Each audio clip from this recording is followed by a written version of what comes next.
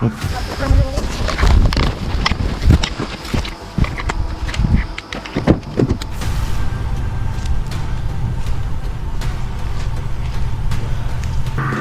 I don't know what that is. I don't know.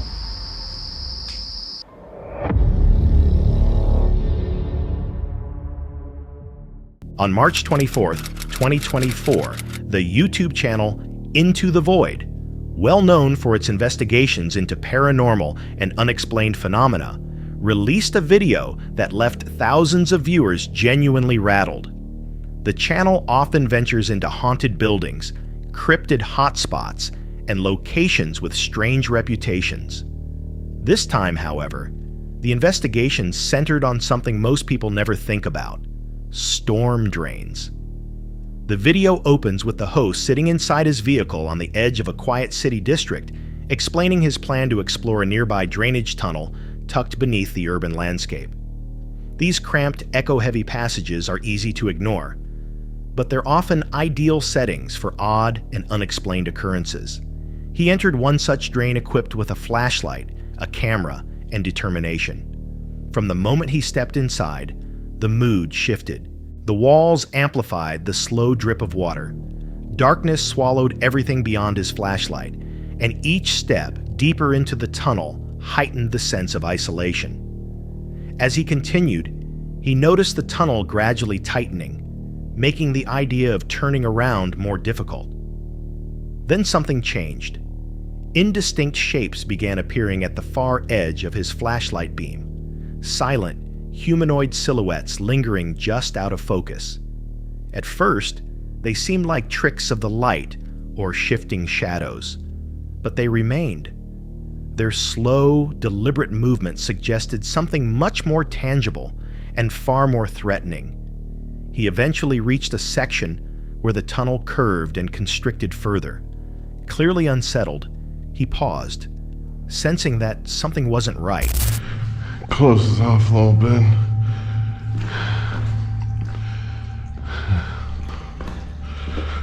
I'm really not looking forward to this.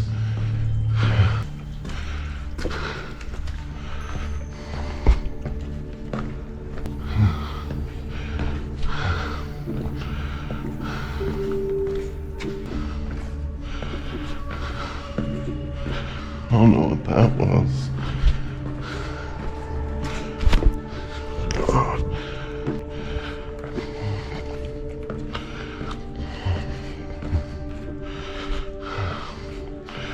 I need to take a breather.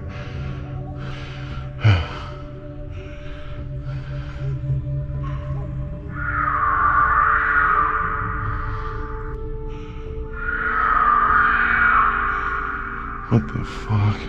Nope. I'm dipping out. Fuck this shit. I don't know what that is. Oh fuck.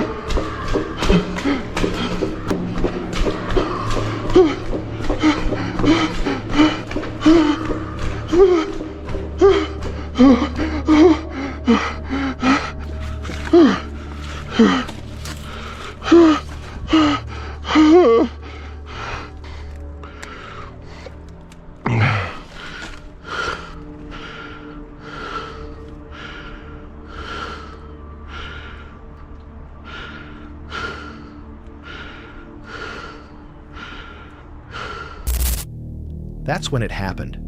A harsh screech, unnatural and metallic, echoing from somewhere deeper within. It didn't resemble any animal sound. It had a distorted mechanical quality that sent a surge of fear through him. Another screech followed, louder and closer. Panic struck instantly. Without investigating, he spun around and began running, splashing through standing water as fear pushed him forward. The tunnel felt suffocating, every echoing footstep reminding him that something might be closing in behind him. His flashlight shook violently as he sprinted toward the exit. He eventually burst into daylight, unharmed physically, but visibly shaken. Back above ground, he struggled to make sense of what he heard. The noises, sharp, metallic, almost synthetic, didn't match any obvious explanation. And the shadow-like figures? Too vague to identify, yet too consistent to ignore. Viewer theories piled up. Some pointed to a cryptid, possibly something resembling the rake or similar urban legends. Others suggested a territorial squatter using mechanical devices to scare off intruders. Yet none of these explanations fully accounted for the screeches, or the overwhelming sense of being watched. Could the storm drain harbor something undiscovered? Something that thrives in the forgotten spaces beneath the city? Or was the experience simply a terrifying collision of acoustics, shadows, and claustrophobic fear? Either way, the video leaves viewers with one unsettling thought. Are the darkest things lurking in the wilderness or right underneath our feet? Kevin, the creator behind the YouTube channel Small Plots, has earned a following for his calm, understated urban stealth camping style. Instead of high-risk adventures or dramatic storytelling, his videos highlight grounded, real-world experiences in unusual, easily overlooked spaces, parking lots, suburban woodlots, and in this case, a strange, partially flooded forest near an electrical substation. The location for this solo trip was remote but uncomfortably close to civilization.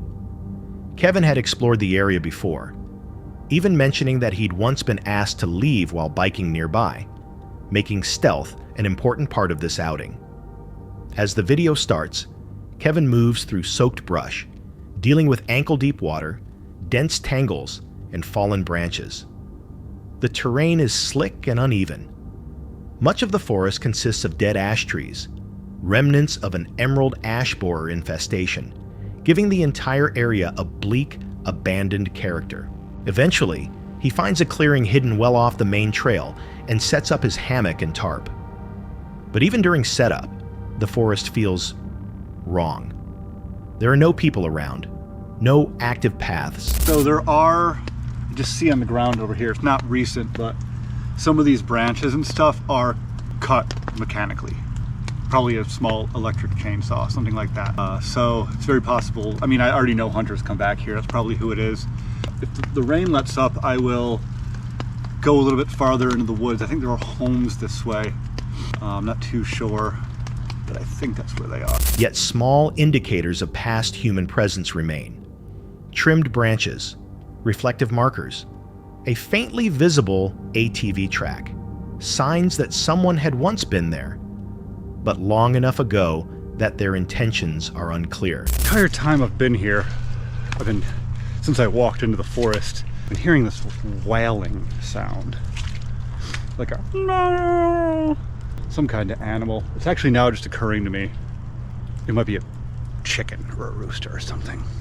But it's eerie. It's starting to let up a little bit, which is nice. That's the sound, the wail I'm talking about, the wailing. That has to be a chicken or something, right? Something. Kind of sounds like a rooster, like half-heartedly crowing. I'll have to boost the audio on that.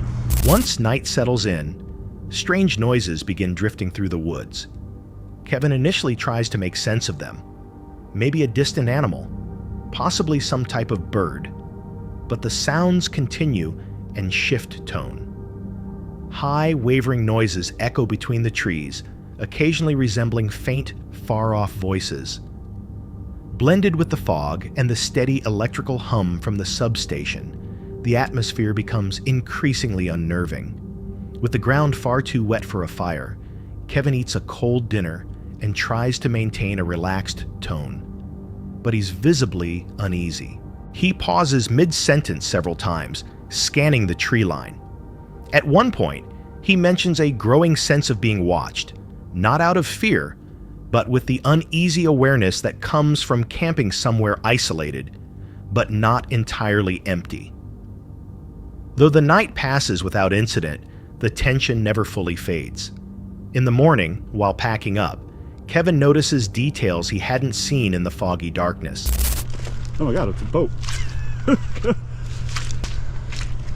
feels pretty interesting, I'm not gonna lie. I've noticed it on the map before.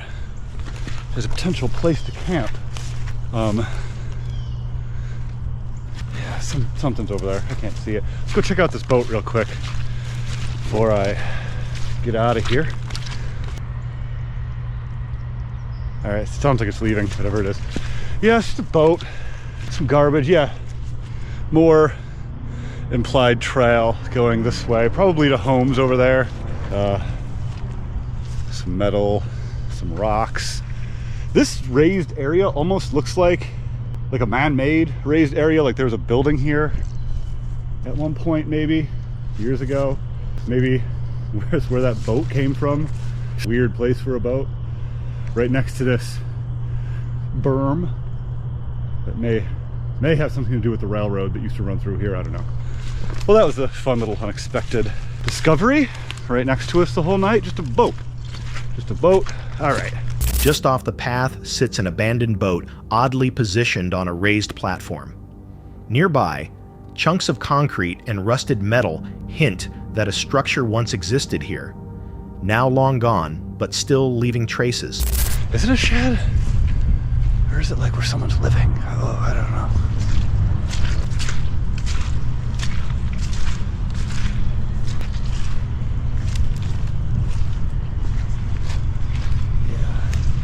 Yeah, I think somebody might be staying there. I'm not gonna get any closer. I thought it looked like a big metal shed. It's not. It's like a tarp covering stuff. Okay. All right. Following a faint trail deeper in, he spots something ahead. Assuming it's an old building, he approaches carefully. But as he gets closer, he realizes it isn't a structure. It's a tarp pulled over what looks like a makeshift shelter, maybe occupied. Suddenly aware that he may not have been alone during the night, Kevin steps back and chooses not to investigate further. Out of respect and growing discomfort, he heads out of the woods and ends the trip. Even without a direct encounter, the experience left viewers unsettled. The strange noises, the silence between them, and the presence of a hidden shelter raised difficult questions. Was someone watching him from the trees? Could the sounds have come from an unseen neighbor trying to keep him away? Or was something else responsible? Nothing overtly dangerous happened, but the mood, the isolation, the uncertainty, and the sense of unseen company made it one of Kevin's most unnerving outings yet. Which is more disturbing, hearing something you can't explain, or realizing you weren't actually alone? Sometimes the scariest part of a camping trip isn't the terrain or the weather. Sometimes it's whatever or whoever stays just out of sight. What do you think was really happening in those woods? LPC is a YouTube creator known for his unfiltered, immersive camping videos filmed in some of the planet's most remote and unpredictable places. Whether he's riding out violent weather, dealing with wildlife, or surviving completely alone, his style stays raw, straightforward, and grounded in first-hand experience. Unlike many outdoor channels that rely on polished edits or narration, LPC keeps everything simple. No dramatic cuts, no production flair. Just one person facing nature in real time. That authenticity is what makes his content so gripping. But on July 16, 2016, a routine solo trip evolved into one of the most unsettling nights he ever captured. The outing took place far from civilization, deep within untouched wilderness. As with most of his trips, the goal was simplicity, solitude, quiet, and immersion in the natural world. The early hours were peaceful. No strange movements, no signs of trouble. Everything pointed toward a calm, uneventful night. That changed just after 2 a.m. While lying inside his tent, he was hit with an overwhelming sense that something wasn't right. It wasn't noise that woke him, just a primal instinct, a feeling that something nearby demanded his attention.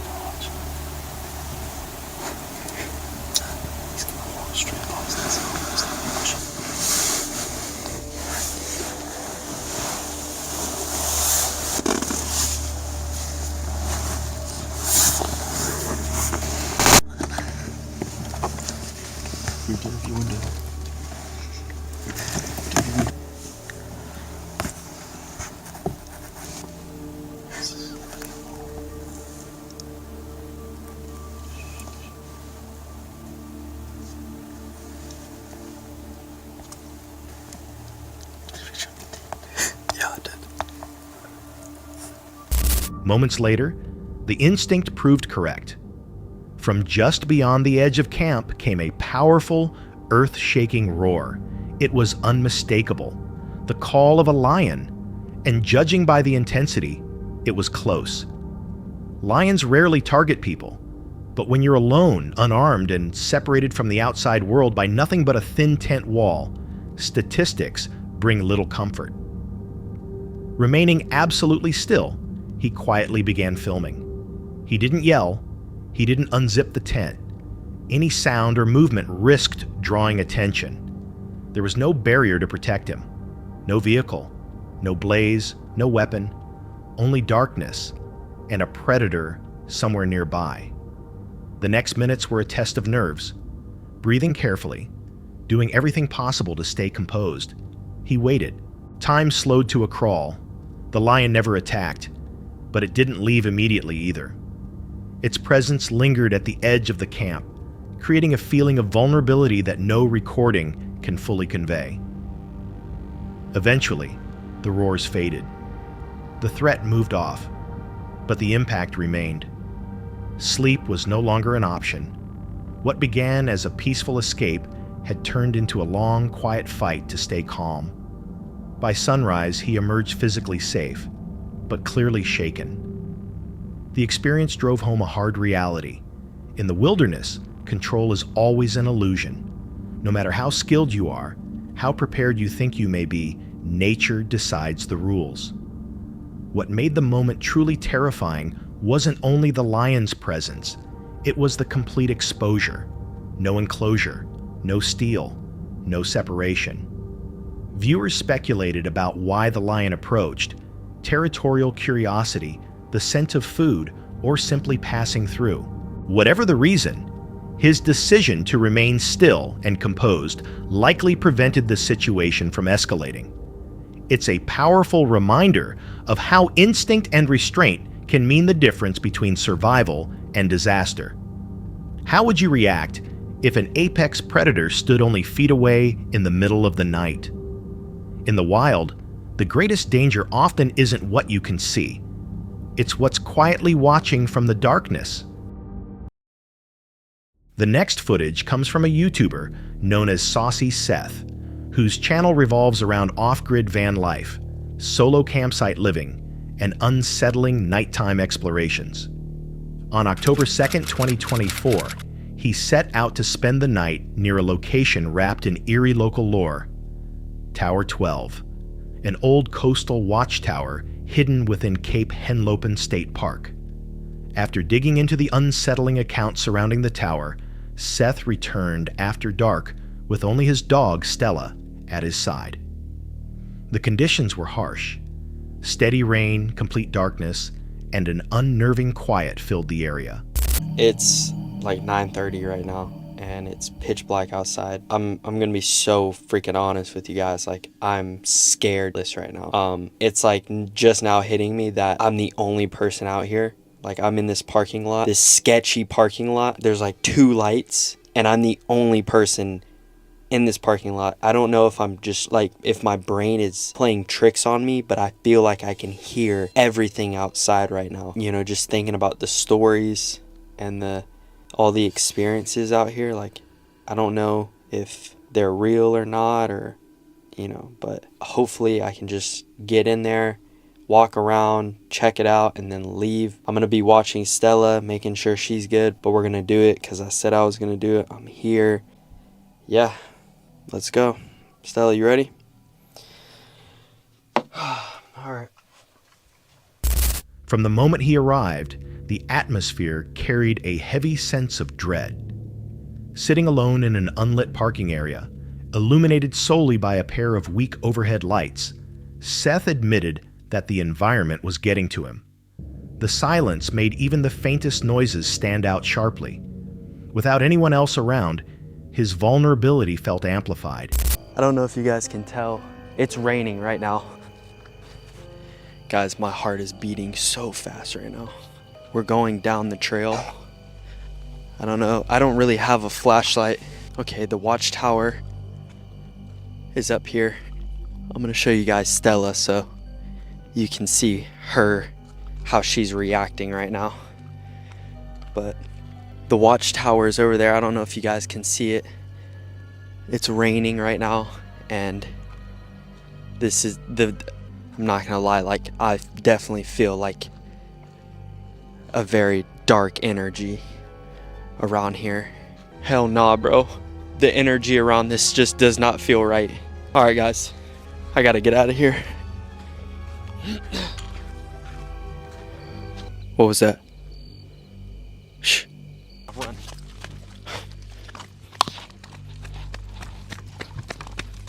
Still, go.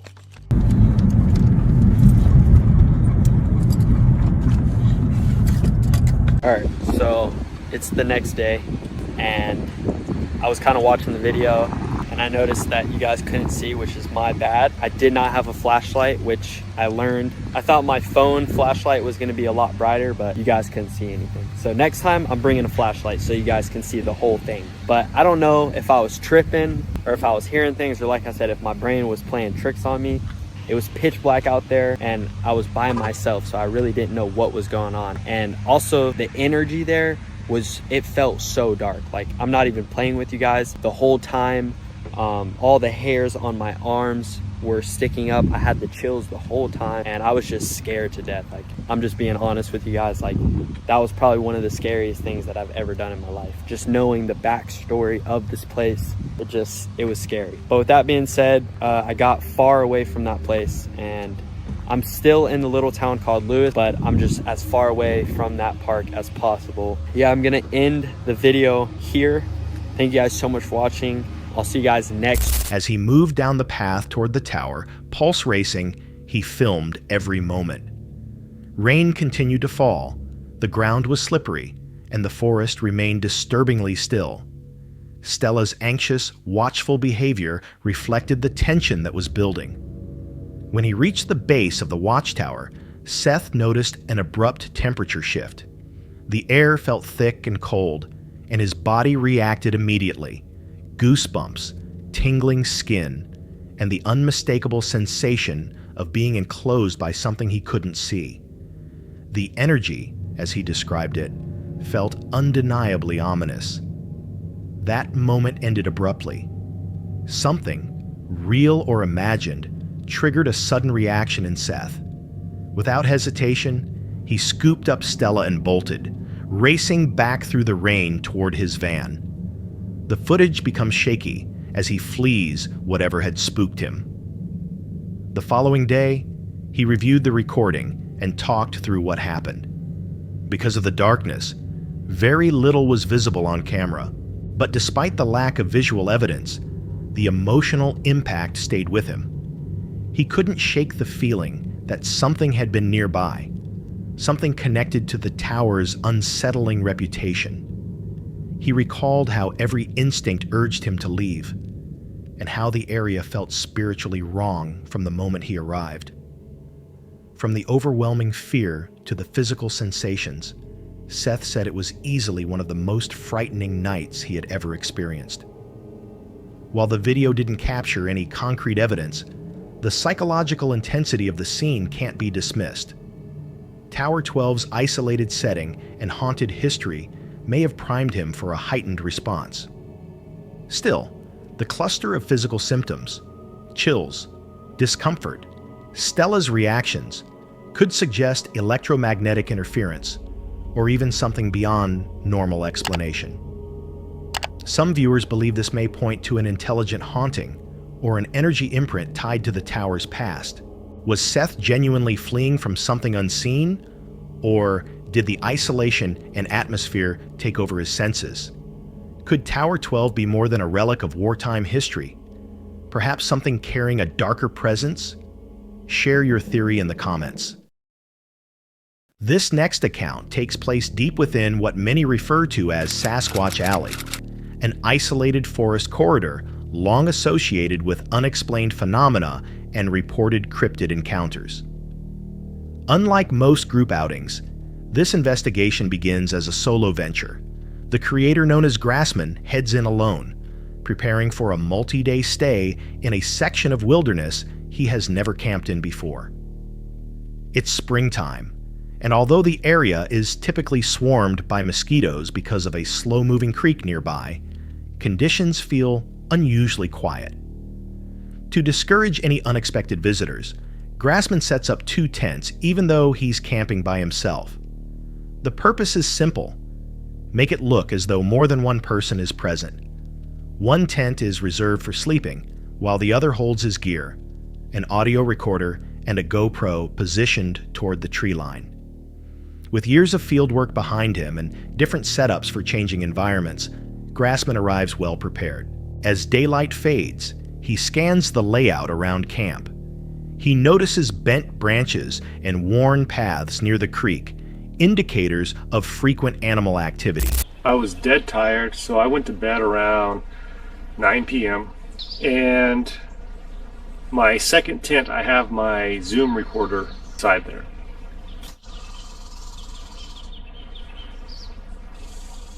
So I set up my Zoom recorder inside my secondary tent, and I went to bed. Somewhere around midnight, I woke up to hearing what I'm assuming is my door handle on my rig, like somebody was pulling on it, just slightly, you know. And I could hear something walking around, and I kept hearing the door handles jiggle a little bit. I have motion sensor lights set up on my rig, and one pointing in one direction, the other one pointing on the other side of camp. Each one would go off at certain points throughout that time period. Something was walking around. I could hear it. So I slowly, while I was laying down, I slowly, picked up my pistol, laid it down beside me, looked at my watch, and it was about 12:03 when I heard the thing start walking around. He flags several spots to place trail cameras later. Before settling in, he delivers a single wood knock.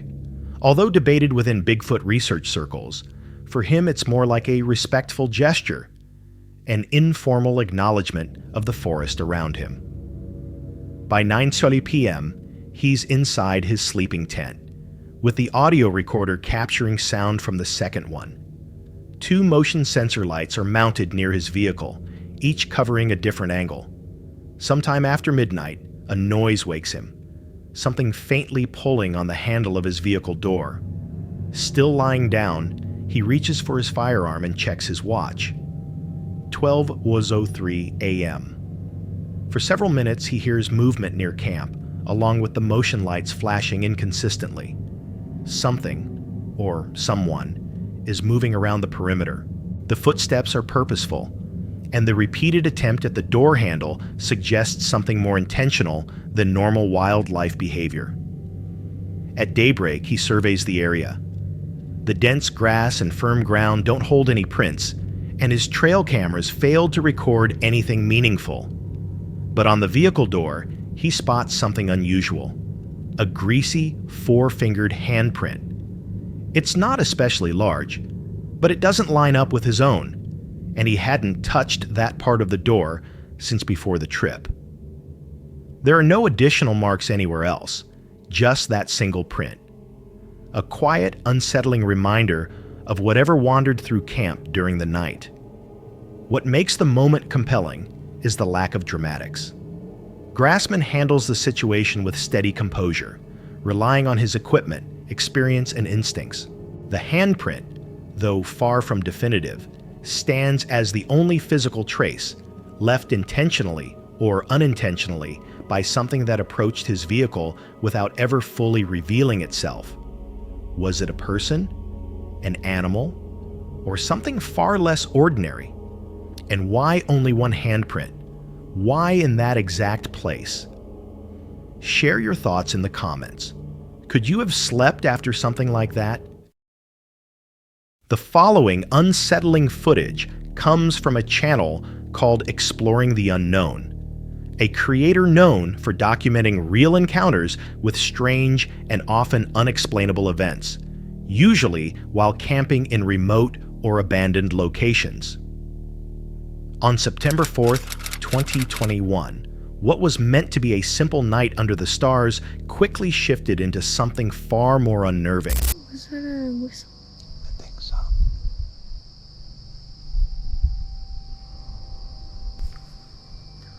Footsteps by that campsite. Dude, literally just... What the fuck? Should we say something? Hello? Was there another... Like, that had to be another camper. It's 4 a.m. Who's gonna be up? I know. That's what I'm saying. It's weird. It's fucking weird. But we're up. Okay, here we go. That was weird though. Like it sounded like Across the lake. It That campsite. it came like directly across the lake, which there's no camp.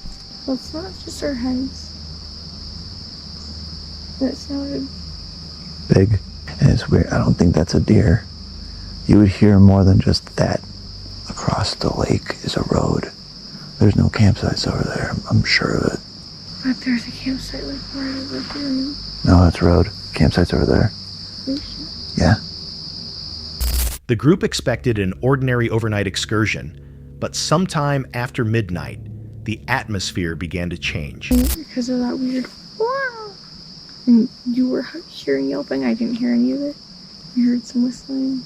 We hear a lot of footsteps in the trees. And then gotta hang out here for a little bit or sleep in the car. I agree. I really don't feel safe in that hammock. So I will say, I do not think driving away and trying to navigate our way out at 4 a.m. is the safest just because it's so dark. We already have a broken light. That light doesn't really do anything, but it would also alert the whole fucking world of our presence if we drive away. Better than And being we eaten. cannot drive fast enough. If someone's really fucking running after us or they have a quad or something. But we have a car.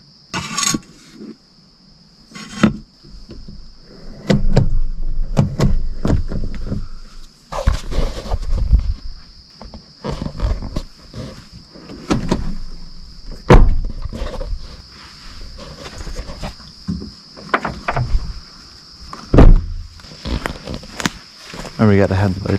I did forget.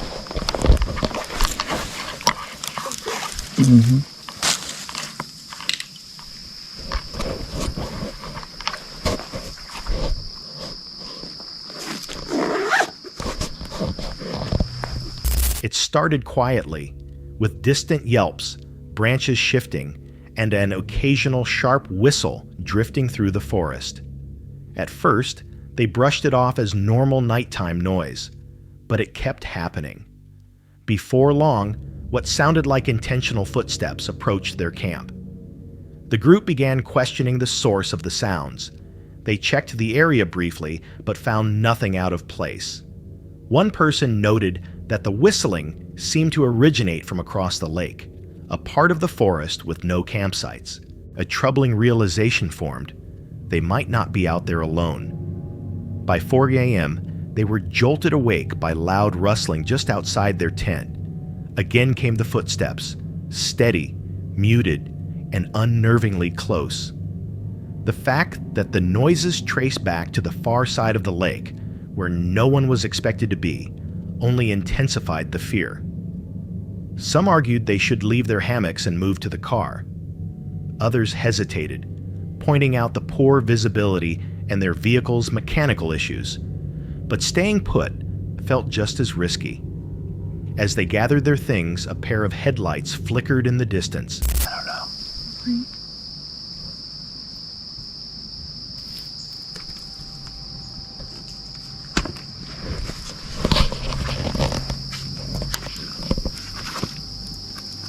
I almost feel like I hear a quad driving.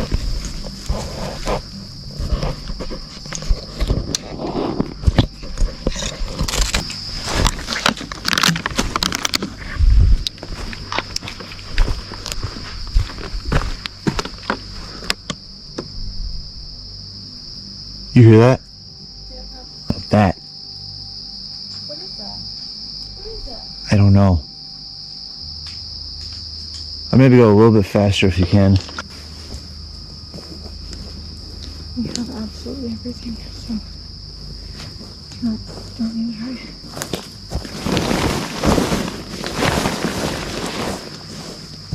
I don't know what to do.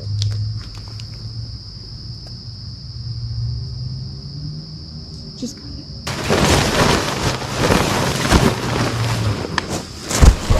Oh, there's a car coming. Got the perimeter light.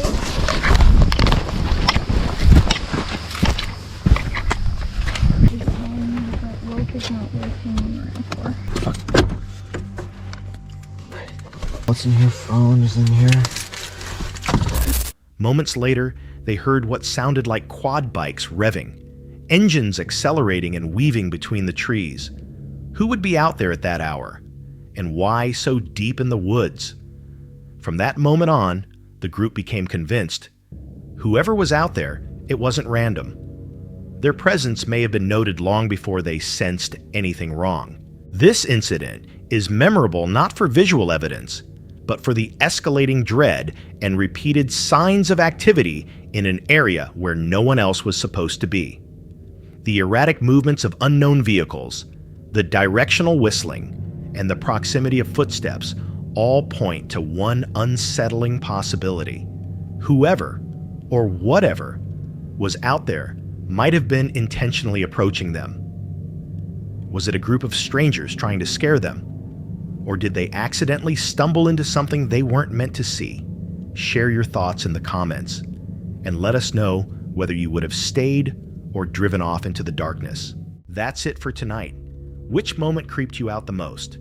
Drop it in the comments. Have your own story? Share it with us, and stay tuned. The next one is even darker.